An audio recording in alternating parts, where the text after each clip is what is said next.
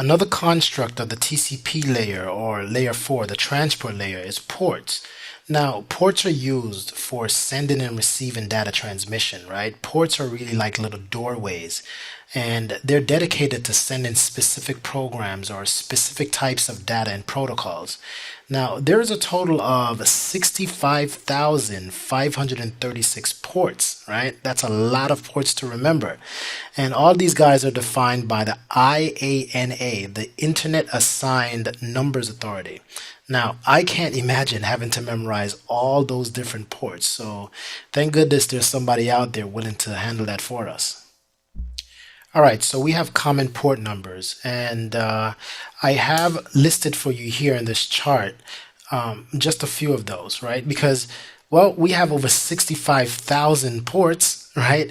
And there's no way for you to remember all of them, but I want you to know the common ones, okay? So I'm going to make this available to you in your notes for you to download and keep for yourself. I've put the port numbers, the associated protocol, and then the full name of the protocol, because a lot of times you just see the acronyms, all right? Again, take some time out to memorize just these common ports, the associated protocols, because this is going to be very useful to you as you move forward with your journey of learning more about networking. Moving from layer 4, we've got layer 5, which is the session layer, right? Now, this just manages session establishment, right? So if you're using an online application, that's a session right there. You log in with your username and your password and you start the session. And when you close out the application, you end the session. And so this layer is responsible for controlling the name and address database of the operating system. And to do that, we have a protocol called NetBIOS, which of course functions at this level. All right, so layer 6 is the presentation layer. The presentation layer is responsible for taking data from the sender and then translate it in a format that your operating system can use, right? So if you're using Windows 8 and you're about to use Windows 10, the presentation layer is going to be responsible for helping to prepare the data for rendering, right? Also, if you're sending data, it can be responsible for data compression and data encryption, right? It's also definitely responsible for components of security in terms of data transfer. Now, there's also something called redirectors. I want you to pay attention to this part because that also works on this layer. Now, redirectors are network drive that enable a computer to access file shares on a remote computer.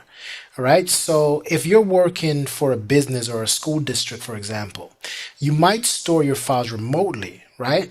Now, a redirector would be put to use so that you can access a remote drive through a remote protocol, right? We'll detail a couple of these in a little bit later. Layer 7 is the application layer. Now, this serves as a window for users and application processes to access the network services, right? And this is really where message creation begins, right? Now, it's really important to note that this layer is not the application itself, but this layer represents the protocols that are used or initiated at this level. Okay, now, and we have a few of these protocols. We have FTP, SMTP, Telnet, and RAS, right? All right, so just take a quick note of that. Now, here we have a review of our OSI model, and we have all 7 layers, right? We have your physical layer, your data link layer, your network layer, your transport layer, your session layer, and your presentation layer, and then your application layer. A cool way to remember this is to come up with something that you can say, right? That's associated with the acronym. So one thing to start from the bottom will be PDNTSPA, right? Or say, please do not throw sausage pizza away. That's what I used to remember it. It's a little weird, right? But it's something for you to remember, right? Please, P for physical, do, D for data link, not, N, okay, you get the point. Let me not exhaust that. All right, but the model here that you see also have the protocols associated and then the device that's associated with each layer, right, or the protocols. So I'll also make this available to you in your notes for you to download, keep for yourself. Again, spend some time on this if you're serious about moving forward with learning more about computer networks. Another reference model that we use is called the TCP/IP model, right? It's very similar to the OSI model. The TCP/IP model, however, is composed of only 4 layers, right?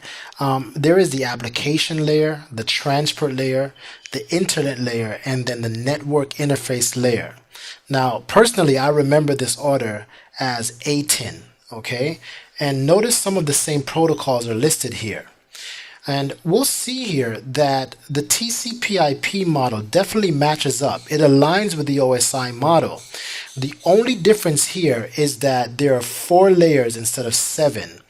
And here's how some of the matchup occurs. Now, note that in the OSI model, the application layer, the presentation layer, and the session layer matches up with the application layer in the TCP/IP model. Okay, so notice that application, presentation, session layer are just all one thing. Application layer on the TCP/IP side. All right, now the transport layer is the only one that remains the same. Okay, no changes there.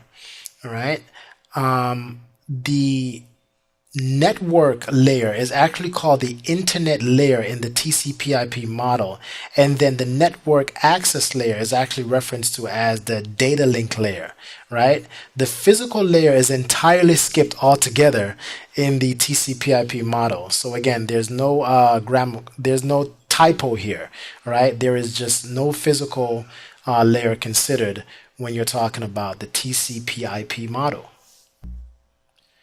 All right, so that's it, Module 3. All right, cool. So let's just do a quick recap of this module. We focus on understanding the OSI model by featuring the different layers of the OSI model, right? More specifically, the communication subnetwork and the upper OSI layers as well. We covered layers 1 through 7, and we also reviewed understanding switches. Okay, so we talked about layer 2 switching, and we talked about layer 3 switching, and we identified the differences between both of those devices. All right, so thank you so much for joining me in this module. I really look forward to the next one, so I'll see you again in Module 4.